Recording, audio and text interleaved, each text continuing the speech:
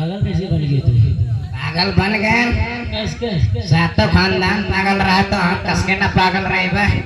सातों खानदान? हाँ कई खानदान है तेरे? कई खानदान है तेरे? 7 खानदान रहे। सात? हाँ नाम बता।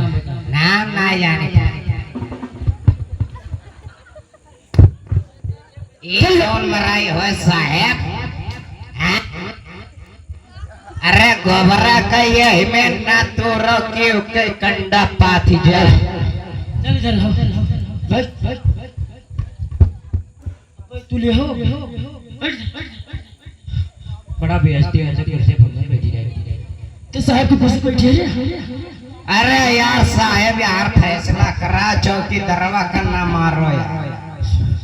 ते अपने सातों खानदान के नाम बताएगा। गोबरे लिख रहे कलमिया भूल का कलमिया देव देव ना हो तो हम निगारी।